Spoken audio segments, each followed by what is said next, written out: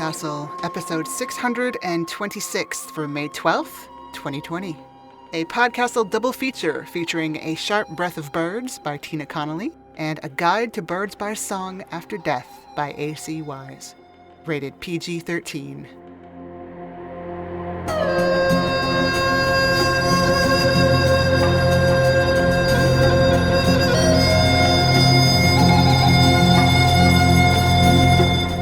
Hello and welcome to PodCastle. I'm your host, Setsu Uzume. Today's episode is a twofer. First up is A Sharp Breath of Birds, which originally appeared in Uncanny Magazine, March 2019. It was written and will be read for you by Tina Connolly. Tina Connolly's books include the Iron Skin and Seriously Wicked series, as well as the collection On the Eyeball Floor. She has been a finalist for the Hugo, Nebula, Norton, and World Fantasy Awards. She co-hosts Escape Pod, runs Toasted Cake, and can be found at tinaconnolly.com. And now, spread your wings and enjoy the story.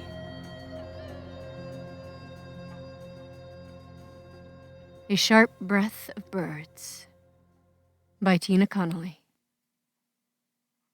You are two on the day you see your first personal bird. It is the sort of thing you barely remember later, at 6, 7, 20. And yet you cling to it as your first memory. A sleek black penguin waddling through your nursery, it in black, you in white lace, mended and remended because you will not stop pulling off the threads to suck. You remember later a surprising softness to its feathers. You remember that it went right on past, even though you lunged for it.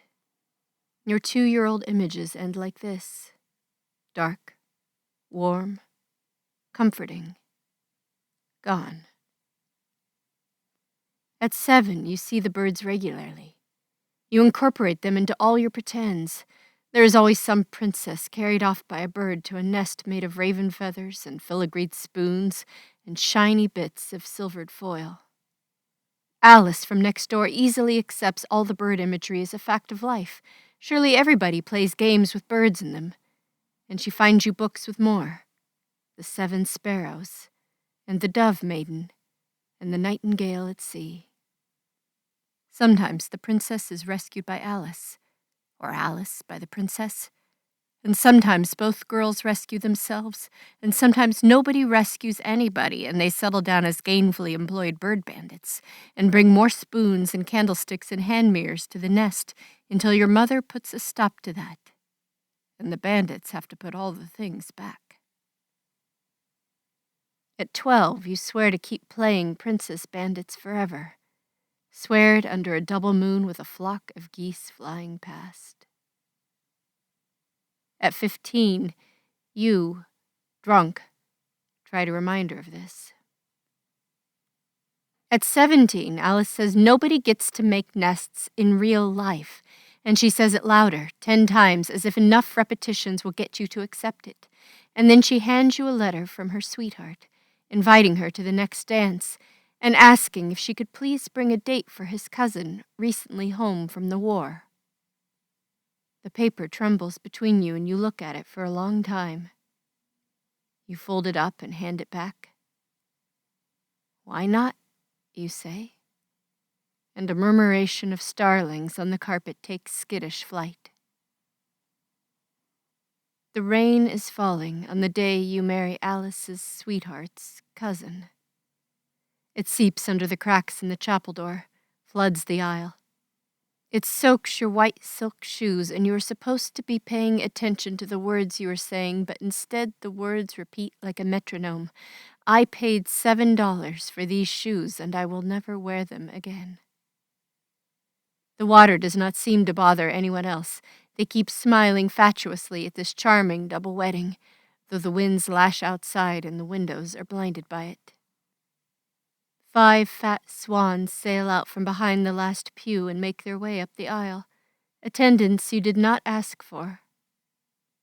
Later there are pictures, you and Alice and the men, and Alice puts her hand on your back and smiles for the camera. Your hands hang there, lifeless, and at your feet the swan dives for something dead.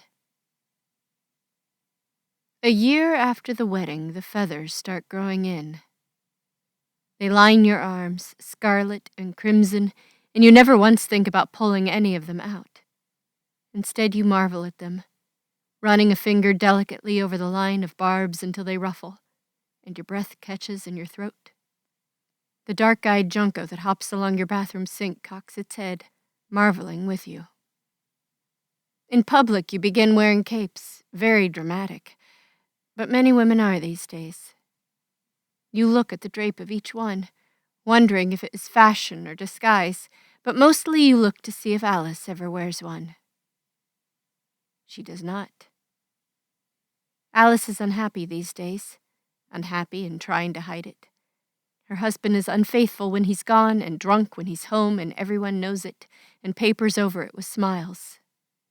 Your post-war husband keeps to himself. You dust his study, and you occasionally forget and dust him, and watch the line of quail pip-pip past his legs.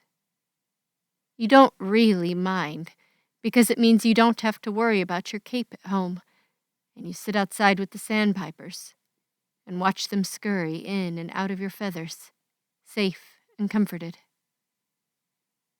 Alice comes to see you, once. You are bare-shouldered, and the feathers are everywhere, a scarlet cape of their own. She startles at the sight of them, and an exultation of larks startles in reply. She sinks into a seat, unconsciously rubbing her tight-sleeved arms. It is summer, and even in this town, sleeves are no longer required. You think at first they cover evidence of her unhappy marriage, but then you see the way her fingers scratch at the tight material, pull and tug. You think about how the feathers grow from your skin, and you think about how pulling them out might leave visible red dots, might make you itchy and irritable. So quietly you talk of anything else, stories and books and plays and music, and nothing about birds, nothing about silver, nothing about nests. Until Alice is laughing like the old days and promises to come see you again the next time her husband is out of town. She will not, you know. She will be too afraid. But she wants to, you think, and a cardinal lands encouragingly on her knee. Alice stares at it for a long time, all inquisitive eye and bright red wing. When there are enough feathers, you pat your sleeping husband goodbye. Leave him a single carnelian feather for luck. You climb out of your attic window and onto the roof of the house. Your wings snap out, clap against the night sky, startle 5 ruby-throated hummingbirds and a bat. The night is black, and the stars shine in it like little scraps of silvered foil. Hummingbirds in tow, you fly across town to see if, just perhaps, someone is staring out of their bedroom window, awake and in need of rescuing. The hummingbirds drop off along the way, but you pick up a pair of hunting owls and a stream of swifts up far too late. So when you arrive for the rescue, it is in the company of a comforting host of feathers and down.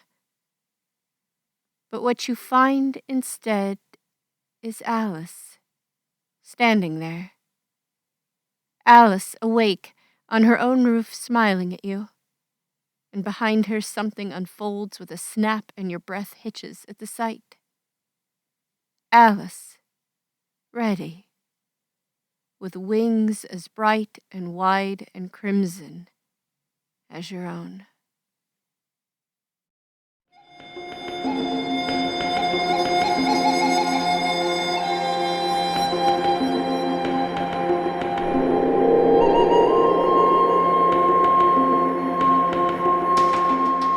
And welcome back. Connolly had this to say about the piece. This story has an unusual genesis. The artist Laura Christensen invited a bunch of writers to each write a companion story to one of her pieces for an anthology she was creating called Then Again. Laura works with vintage photographs and then paints extra details to turn them into surreal and striking images. I was particularly drawn to a piece called Swan Dive. In it, two couples stand as if dressed for a wedding. There is water up to their knees and they are stiffly smiling. At their feet, a swan dives for something dead. I knew that image was going to be a low point for my protagonist, but I also knew I very much did not want it to be the end of her story. If you would like to see the photograph in question, there will be a link in the show notes. And now onward to our second story, A Guide to Birds by Song, After Death, which originally appeared in Clockwork Phoenix 5. It was written for you by A.C. Wise. A.C. Wise's fiction has appeared in publications such as Uncanny, Shimmer, and The Best Horror of the Year Volume 10, among other places. She has 2 collections published with Lethe Press and a novella published by Broken Eye Books. Her work has won the Sunburst Award for Excellence in Canadian Literature of the Fantastic, as well as twice more being the finalist for the award, twice being a finalist for the Nebula Award, and being a finalist for the Lambda Literary Award. In addition to her fiction, she contributes the Women to Read and Non-Binary Authors to Read series to the Book Smugglers. The narrator for this story is Danny Daly.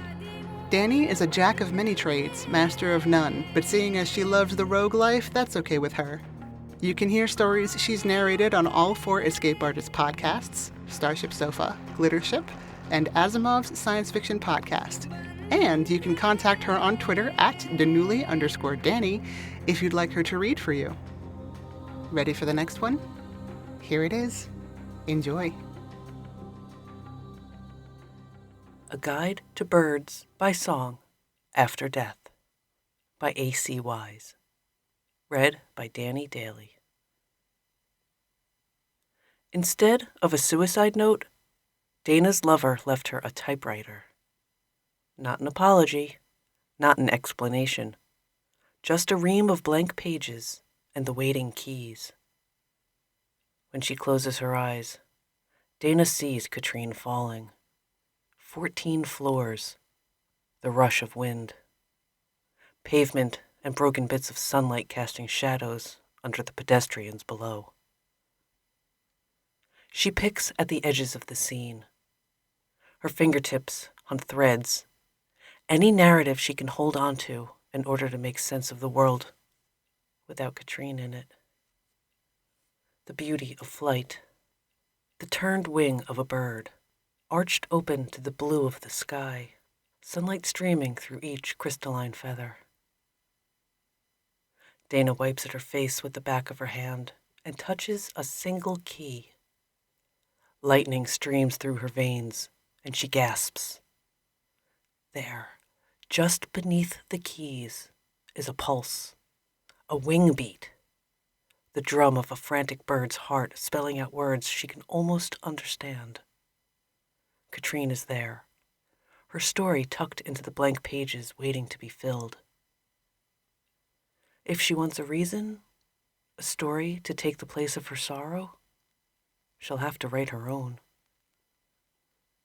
And so, Dana drove into the desert, leaving the hot, crowded city for the hot nothingness of sand and sun. She drove until the car ran out of gas. She walked, lugging Katrine's typewriter, until her legs gave out. Where she stopped, a church made from the bones of a whale rose out of the sands. Open jaws whispered sanctuary. Dana crawled inside, and the ribs arched over her, sheltering her. She curled against the ivory, while her body curled protectively around the typewriter. Whalebone and woman flesh, both enclosing a space of absence, the ghost Dana had come to pull from under her skin. It was there, typing in the desert, writing her lover's suicide note, that Dana met the angel. Sparrow. She's a psychopomp carrying your lover's soul. Her song tastes like the first moment you saw your lover in that little cafe. You almost choked on your coffee. That is love, the beginning seeded with the end. That is the sparrow's song. Gabrielle sets the typed page on the desk, amidst the halo of empty bottles, empty coffee cups, and empty cigarette packs. Only the ashtray is full. She started looking at the objects, and the typewriter in their midst, as artifacts. She's an archaeologist, peeling back the layers of Dana's manuscript, trying to understand her. The pages pile ritually beside the typewriter each evening and vanish by morning. Dana never speaks of them, and Gabrielle has learned better than to ask. The secret of her lover lies in these pages. It's up to her to unearth it. She doesn't understand anything about Dana. She's still trying to piece together the shape of her life from before Dana appeared, seemingly falling out of the sky to occupy a hole Gabrielle hadn't realized was there, until Dana filled it. The moment of impact. When Gabrielle looked up in the cafe and saw Dana standing in the door. Sunlight caught in her dyed black hair.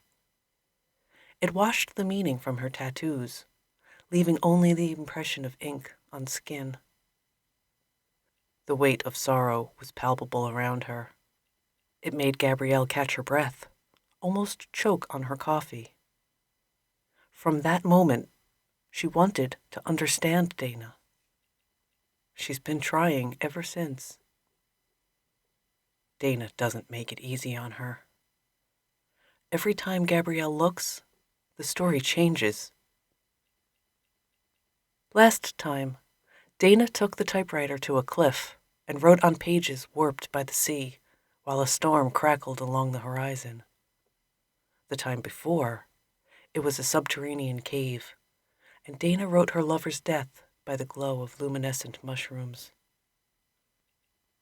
Gabrielle asked about it only once, her chin nestled against Dana's shoulder, her arm around Dana's waist. "What are you writing?" she'd asked. "A ghost story." "Like around a campfire?" "Sort of. Except it's about the way absence reshapes the world around it, like the impression left behind on the pillow when you lift your head." At the sound of a key in the door, Gabrielle starts. She shifts the notebook to cover the pages, but the door never opens. Only her imagination, her guilt, manifesting in an auditory hallucination. Dana never told Gabrielle she couldn't read the pages, but she never invited her to read them either. Gabrielle drains her wine and moves from the desk. She pours another glass, and one for Dana, leaving it on the counter. She loses herself in dinner preparation, not thinking about Dana, not thinking about the manuscript. Fingers brush the back of Gabrielle's neck, and she jumps. Dana must have slipped in while Gabrielle wasn't looking, must have called Gabrielle's name, and she didn't hear. Gabrielle brings plates to the table. The untouched wine glass remains on the counter. Her own is stained with imprints of her lipstick. As she eats, Gabrielle is careful not to ask about the manuscript. She doesn't even glance toward the desk or the typewriter. The sun sets, and shadows creep over the litter of bottles and coffee cups. Gabrielle talks about the museum and the new wing they're building. Once it's done, the ornithology collection, Gabrielle's collection, will fill the space. After dinner, Gabrielle does the dishes, sliding everything into the soapy water, keeping only her wine glass. She hears the rattle of pills in their little plastic container and tenses, waiting for the sharp comment. "See, I'm taking my medicine like a good girl." But nothing comes. They aren't going to fight. Gabrielle breathes out. Either the pills are working, or the manuscript is. There's a murmur, so soft Gabrielle doesn't catch the words, but it's Dana's voice. It's accompanied by the tap of fingers against Gabrielle's hip. Gabrielle's eyes snap open. Cooling water drips from her hands. She withdraws them, drying them, and in her haste, her elbow catches the wineglass balanced precariously on the edge of the counter. Damn it! She crouches, shaking unaccountably as she sweeps broken glass into her bare palms. It slices her, and she hisses surprise, letting the pieces tumble back to the floor. Drops of blood tap, tap, tap the blonde wood. But Dana's fingers are on her shoulder, pulling her away. She lets the glass scatter, brushes off her palms, and stands. Her cheeks are wet. Steam from the dishwater? She doesn't dare wipe them for fear of tiny grains of broken glass still clinging to her skin.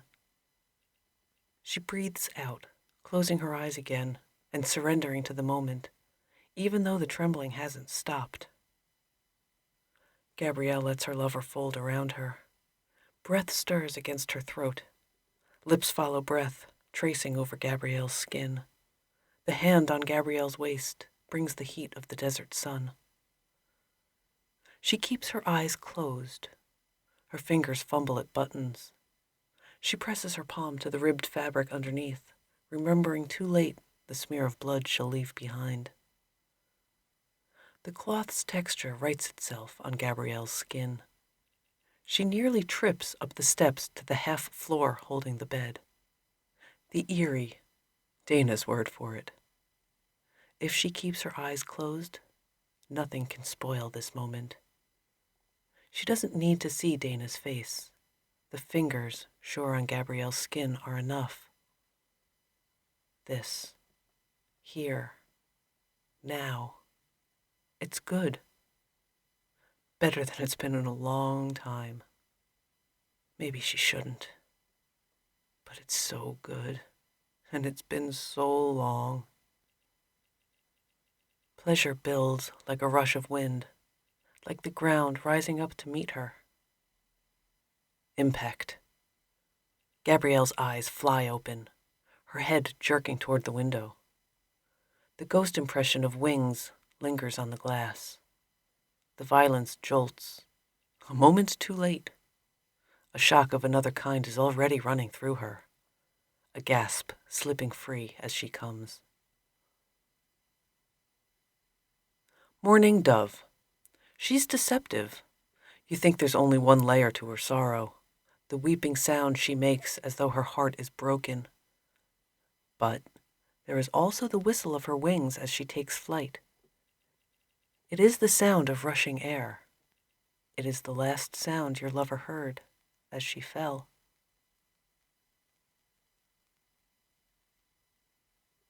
There's a smudge of blood on the window where the bird struck the glass last night.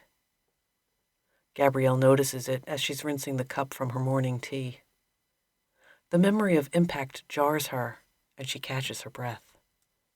She glances toward the Erie, before remembering she woke up alone. Sometime in the night, she heard the distinct clack of keys. But her limbs stayed heavy, trapping her in the bed, and sleep dragged her back down. The second time, her sleep was deep enough that she never heard Dana leave. Gabrielle pulls cleaning supplies from under the sink and climbs onto the counter. The window is stiff with years of paint and humidity, but Gabrielle gets it open. Balancing precariously, she reaches out as far as she can. Her muscles are pleasantly sore, her skin raw and tingling. She hasn't showered yet, putting it off for as long as possible. It's silly, a teenage thing, like when she was in high school and bought the same kind of perfume as the girl she had a crush on. Not so she could wear it, but so she could spray it on her pillowcase before going to sleep each night. She wants to hold on to the scent of Dana, pressed into her skin. She cherishes the faint nail marks left on her body. Distracted, Gabrielle slips. Her arms pinwheel a moment, trying to catch herself on the window frame. She misses. Her cheek strikes the counter on the way down, and stars pop, bright, behind her eyes. Dazed, she lies on the floor, staring at the ceiling. When she turns her head, a stray page lies inches from her face. She must have knocked it over when she fell. Sitting up, she reaches for it, but pauses. There's something missing. No shards of glass, no blood. She broke her wine glass last night, didn't she? She cut herself. Gabrielle turns her hands over, examining them, but her fingertips are clean. She pushes her sleeves back to look at her arms. The marks Dana left, the secret language of love bites and scratches, is gone. Gabrielle presses a hand to her forehead, blinking against sudden dizziness. When she looks up again, even the blood on the window is gone.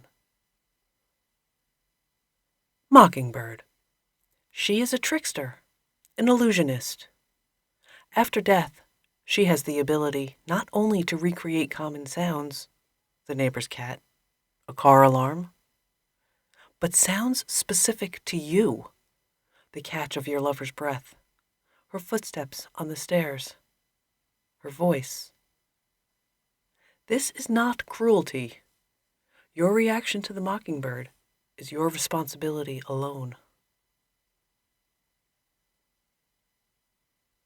It was there, typing in the desert, writing her lover's suicide note, that Dana met the angel. Sunrise found her chilled, her back against a curve of whalebone. Pages lay wedged beneath the typewriter, sand clogged between its keys. There were feathers, too. One from a gull, miles from any shore. Another, jammed beneath the spacebar, bright canary. Parrot, pigeon, crow. But the keys still worked, responding with letters instead of a flock of birds. Typing eased the ache in her fingers, so Dana didn't stop until a shadow fell across her. At first, she mistook it for a massive vulture. But when she shaded her eyes, she saw it was a woman, not a bird. Or it was both. The angel's toes curled around the Whale Cathedral's arched ceiling as she peered between the slats of its ribs. Everything about her was pale. Hair, lips, even her nipples. Only her eyes were dark, black all the way to the edges. Her shoulders, when she flexed them, made a sound like settling wings. The angel opened her mouth, and Dana waited to hear Katrine's voice. Instead, the angel let out a piercing cry. Sunlight caught the fine crystalline feathers covering her body. When the angel leaped into the sky, Dana scrambled to follow.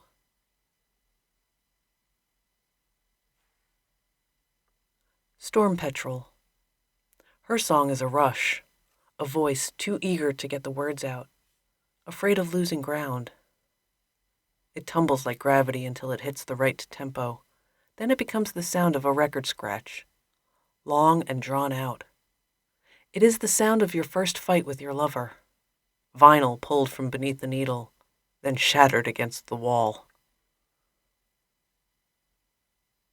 There's a bird in the apartment. Gabrielle drops her keys, startled at the unmistakable whir of trapped wings. She reaches for the light, heart hammering, but the sound doesn't come again. Nothing. The apartment is empty. The window above the sink is closed. Gabrielle pours wine to calm her nerves. What would make her think a bird had gotten in? Dana's desk is immaculate. All the bottles and cups gone, loose pages stashed out of sight. The typewriter gleams in the late afternoon light. Gabrielle runs a finger over its keys, resisting the impulse to check between them for feathers. She opens her laptop and searches for whale bones in the desert. Her stomach twists, and she almost closes the tab before scanning the results. Images appear. Bones laid flat, broken, scarcely recognizable as whales. What did she expect? An actual cathedral entered through propped open jaws? A vaulted arch of ribs leading to the altar of the tail? She shuts the laptop before she can search for Katrine's name. Katrine existed. Dana loved her, and she fell. That's all. To distract herself, Gabrielle pulls the proofs for the museum's latest catalog from her work bag. Pages filled with beautiful hand-drawn illustrations showing details of wings, feathers, beaks, claws. Mockingbird, mourning dove, sparrow. When a subtle ache starts behind her eyes, she sets the pages aside, glancing at the door. Dana should be home by now. Gabrielle moves to the desk, presses a hand flat against the stacked manuscript, fingers itching to rifle through the pages. A ghost story is about absence, the way something that isn't there shapes what's left behind. The spaces between the words, the spaces around them. Maybe that's where Gabrielle should be looking for her answers. If she traced the emptiness on each page, would it reveal the shape of Dana's heart? The shape of Katrine? Gabrielle fans the pages, but doesn't lift them. In all her writing and rewriting, what is it Dana isn't saying about Katrine? What is the absence hiding? Falling. The beauty of flight. It's almost romantic. A loveliness covering something ugly, harsh. Something Dana can't bring herself to write. Bloody water filling the tub, dripping on the tiles. Wet ropes of hair and cooling flesh starting to soften around hard bones. Maybe her dead lover's name wasn't even Katrine. For a moment, Gabrielle feels it. The ghost winding between the words, pressing up, pressing back against her palm. It's almost a heartbeat, tapping out words, a name. She yanks her hand back. A shadow darts past, whittering overhead. The rustle of feathers, the panicked flight of wings.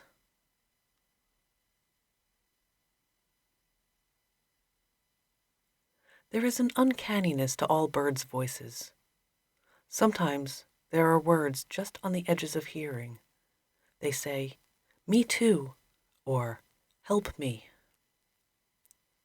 Sometimes they say their names, the ones we've given them. Chickadee. Chickadee-dee-dee.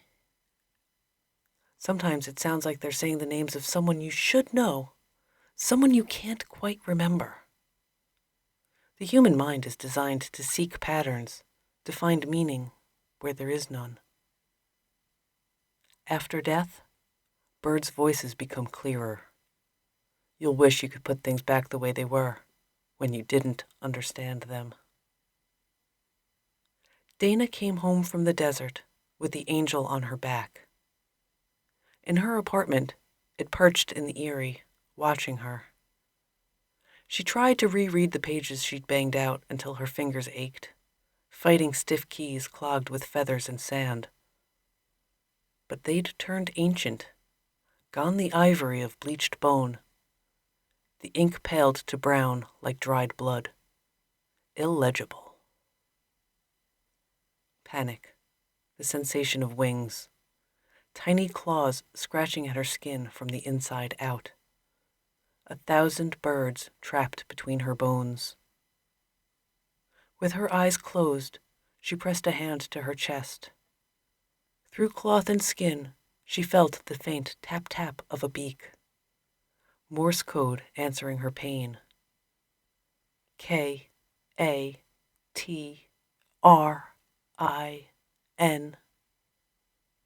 Her pulse drummed a response. I'm here. The words echoed, written feather light against her palm. When she opened her eyes, she found the angel waiting with her arms open. Evening Grosbeak. She is a multiplicity. Instead of one voice in her song, there are many, each clamoring over the other. Each one a lie, each one the truth. Gabrielle half wakes, struggling to come up the rest of the way. A weight crouches at the end of the bed. Her eyes won't open. Her limbs won't move. She wants to sit up, but the sheets hold her down. There's a rustle of pages like wings. Her eyes snap open. She's lying on her side, facing Dana's naked back.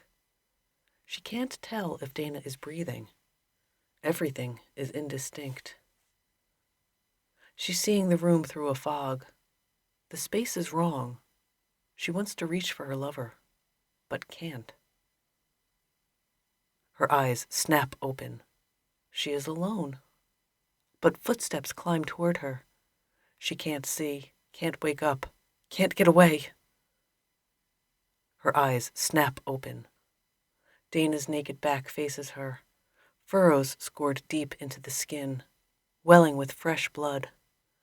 It drips, tap, tap, tap, on the floor. Blood soaks the sheets, everywhere. Tap, tap, tap on the window. The moment of impact shocking her awake. Her eyes snap open. A weight crouches at the end of the bed. She can't see it properly, but she knows it's the angel, the one who followed her lover home from the desert. Feathers brush her skin. A cold hand reaches for hers. Her eyes won't open. Hands strike the pillow around her.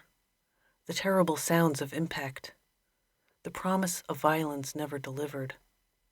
Close, but never touching. They create a rush of air, a sound. They draw closer, but not close enough. Gabrielle sheds dream after dream, fighting to wake up for good. Her throat is raw with every word she fails to scream. It tastes of blood. She is falling.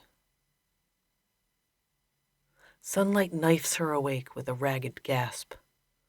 A sound like dying, which turns into a choking cough. Gabrielle claws at her throat and the sheets until the sensation passes, then draws in a lungful of air. For a moment, she can't orient herself, can't trust that she's finally awake. Then she manages to roll over. The imprint of Dana's head haunts her pillow, but Gabrielle is alone. She kicks the covers away. Pages fresh from the typewriter scatter like feathers. She snatches them up, scanning. There are words scribbled in the margins, curled around the text, filling the blank spaces and defining them. Notes on birdsong, in her handwriting. No, it must be a trick. She couldn't have written them, didn't write them. She's being haunted. Gabrielle tosses the pages away from her, but it isn't enough. She scrambles after them, tearing and tearing and tearing, scattering them from the eyrie like snow. Calliope Hummingbird. In life, her song is called bickering. In death, she is silent. You find yourself wishing she would speak again, even to argue, even to weep or scream. but she only looks at you with bright eyes, withholding judgment, withholding forgiveness, withholding her song.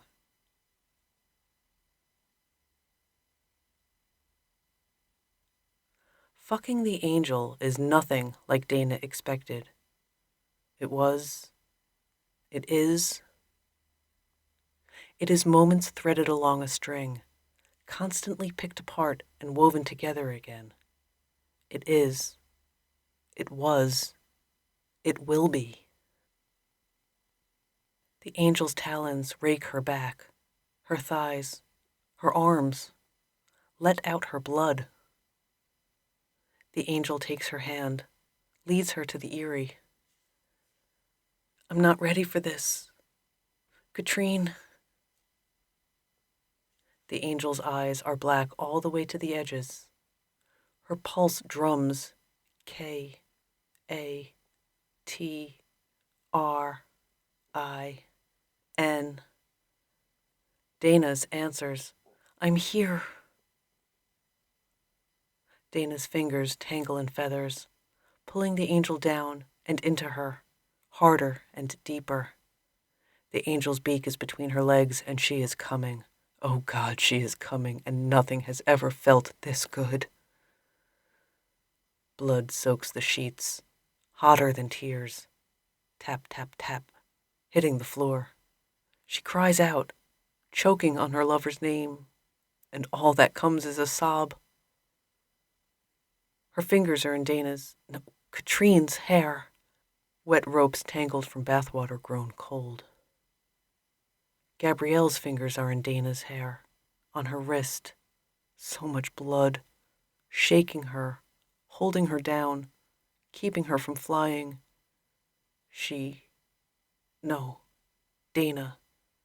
Dana brought the angel back from the desert. Dana holds Katrine, soothes the goose-pimpled flesh where the pin feathers have torn free, gathering bloody feathers and keeping them from scattering in the wind. She will hold on until the shaking stops. She will never let go.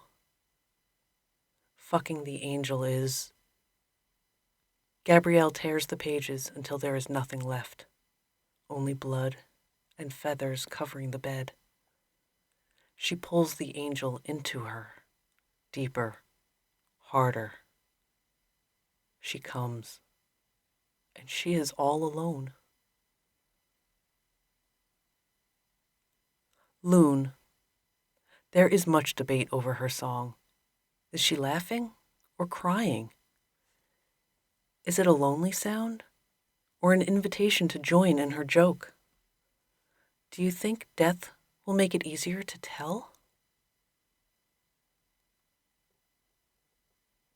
Gabrielle opens the apartment door to bird song.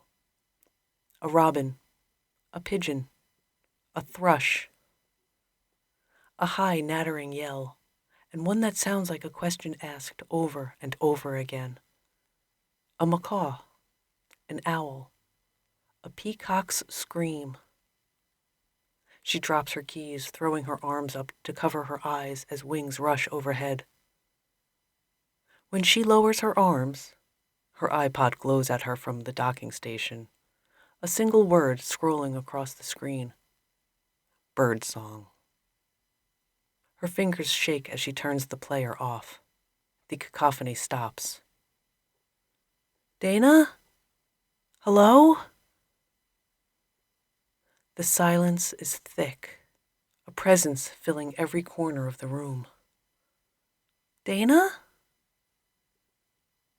Part of her knows there won't be an answer, but she wants one, needs one so badly it hurts. She needs something to still the flutter of her pulse, so close beneath the surface of her skin. The pills by the sink aren't cutting it anymore. That's why she stopped taking them. That's why. She closes the door, sets her keys down. The window over the sink is open. There's a smear of blood on the glass, almost like a fingerprint. A breeze rustles the papers on Dana's desk, peeling them from their neat pile and scattering them around the room. Gabrielle's head throbs, the edges of a migraine coming on. She reaches for the pill bottle, knocks it over. Bending, she picks up a fallen page instead. It's blank. She picks up another. Blank. All of them. A shape of absence. The words picked apart too often, unraveling. One tug, and the whole story comes undone. Wind rattles the single page left in the typewriter, demanding her attention. Blank, too. Feathers roll through the room. No, not feathers. Paper, torn to shreds. There's a scrap lodged between the typewriter keys. She digs, trying to reach it, but her fingers are too large and the space too small. The keys clatter, a staccato pulse, Morse code, the rattle of wings, an apology, a confession, a ghost story. Each key strike echoes the frantic, trapped beating of her heart. Begin again. She waits for the door to open, the sound of Dana coming home to prove her wrong. But the only answer in the silence is the frantic scrabble of the typewriter and the shiver hum of wings. Words crowd the blank spaces of the page, responding to the strike of her fingers. She shakes. Tears roll down her cheeks. Haunted. Instead of a suicide note, Gabrielle's lover left her a typewriter.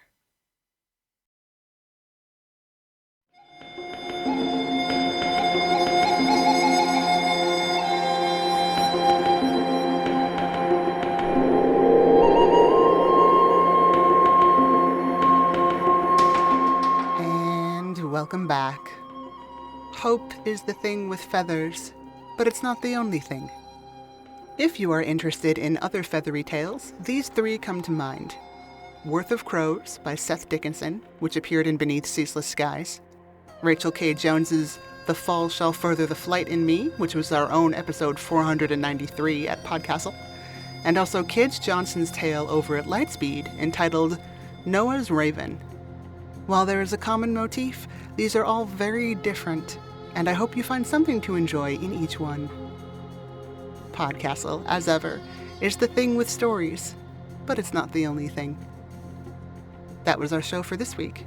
On behalf of everyone here at PodCastle, our audio engineer Peter Baravesh, our forum moderator Aussie Cat, your co-editors Jen Albert and Sheree Clark, along with all of our fantastic first readers, including Julia Patt, Catherine McMahon, Eleanor Wood, Matt Dovey, Aidan Doyle, Hamilton Perez, Amalia Harrington, Kai Hudson, Devin Martin, Ace Ratcliffe, Julian Jarboe, and Craig Jackson. Thanks for letting us share another story with you. PodCastle is part of Escape Artists Incorporated and is distributed under the Creative Commons Attribution Non-Commercial No Derivatives 4.0 International License. That means feel free to share it, but don't sell it or change it. If you like what you heard, head over to patreon.com/EAPodcasts and subscribe.